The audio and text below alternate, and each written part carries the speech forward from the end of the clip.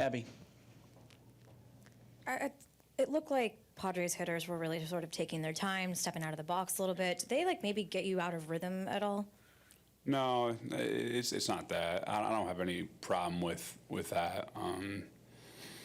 That had literally no correlation to the end result. So no. Chris, thank you very much. Thank you all.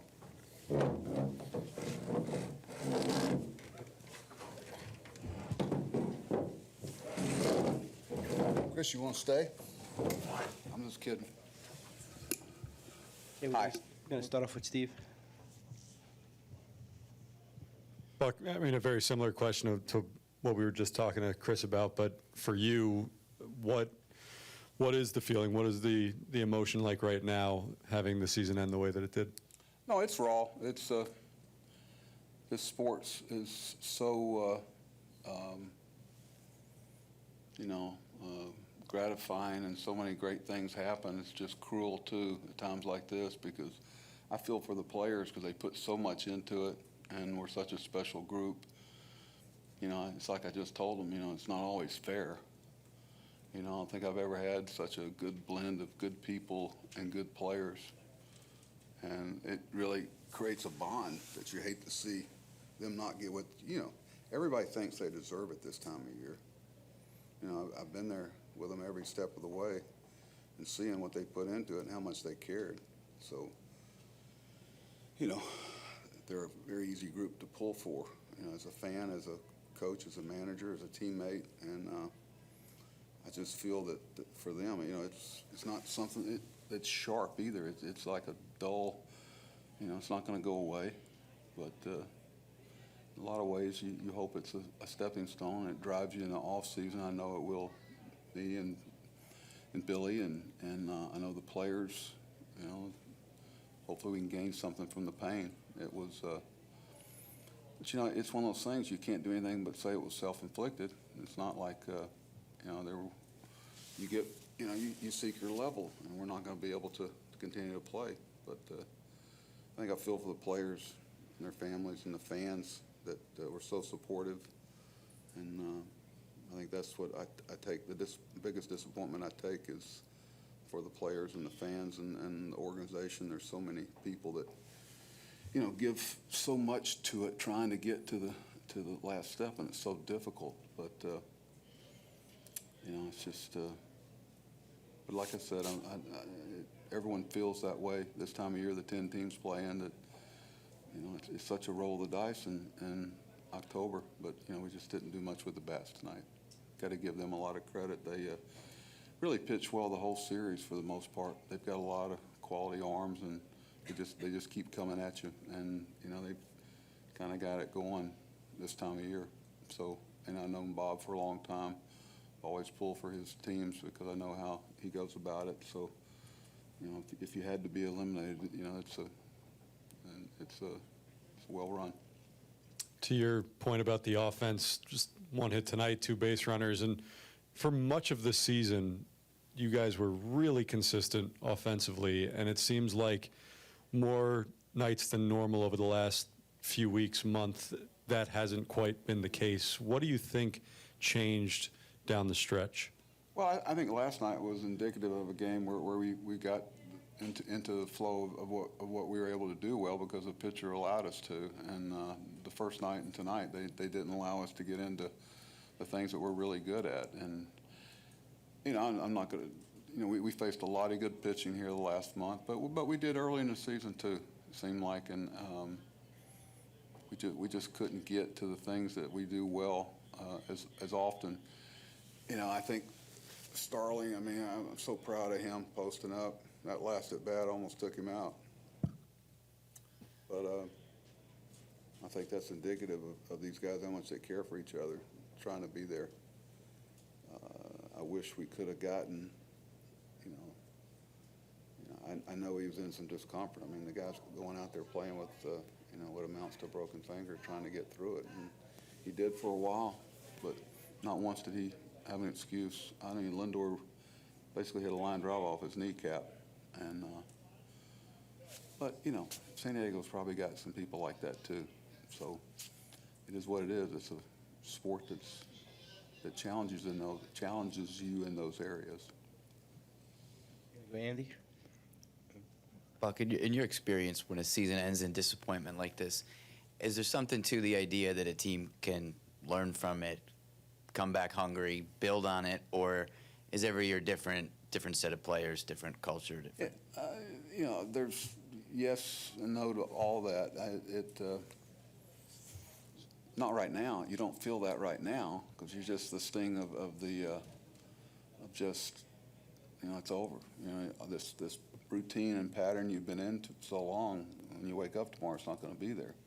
So, sure, some of the best development of players and people and whatever happens about 3 weeks after this is over, when you finally get a moment where you're able to see things more clearly because you're so close to it, the everyday interaction.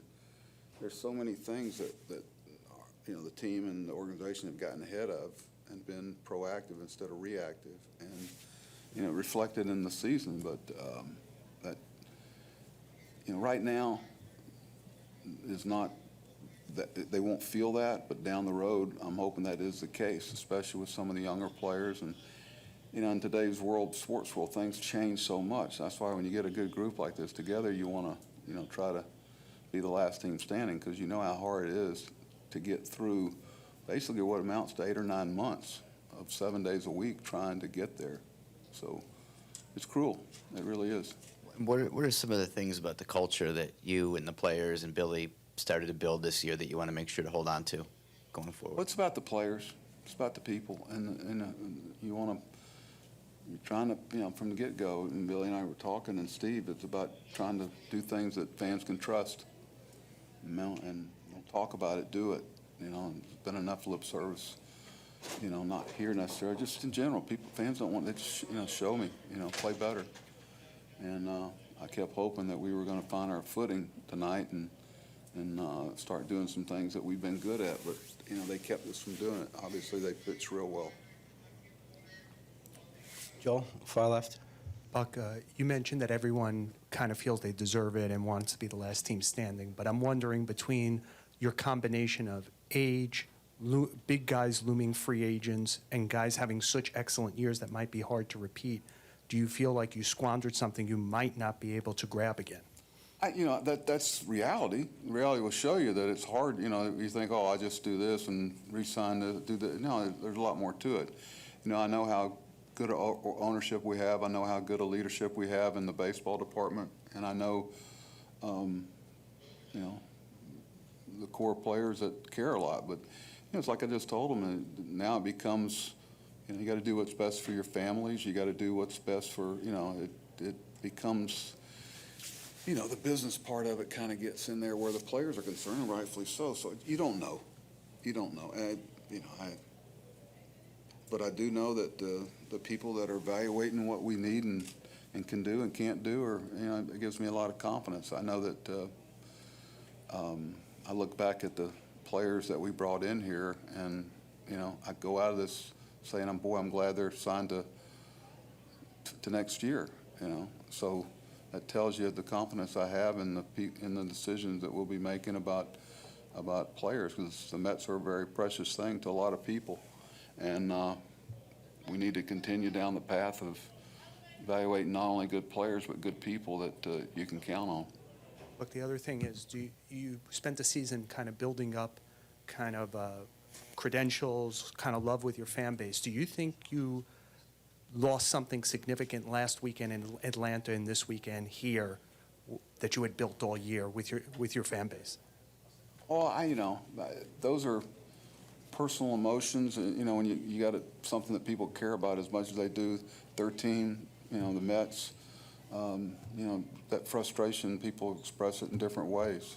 You know, it's a very sincere group. They're trying to do as good as they could do. You know, there's a reason why the Braves were world champions last year and have a chance this year. But, you know, we've been real good against them. They beat us one more time than we did. And like I told our players, I don't want them going around apologizing for winning 101, 102 games. But all that does is give you a chance to do what we were able to do the last 3 games.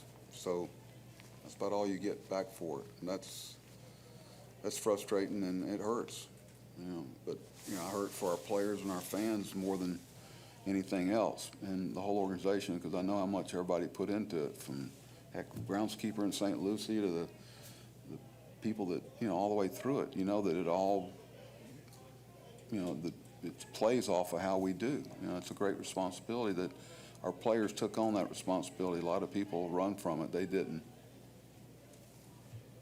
Far left there, Andy. Buck, with Musgrove, what did you see from him that caused you to ask the umpires for a check? It was, you know, we have privy to a lot of things that point in that direction. Obviously, you know, I love him as a pitcher, always have, and that's the only thing I kind of, you know, I feel kind of bad about is that but it won't cast anything. He's too good a pitcher, and they're too good a, you know, without getting into a lot of things, you know, the spin rates and different things that I'm sure you're all aware of. You know, when you see something that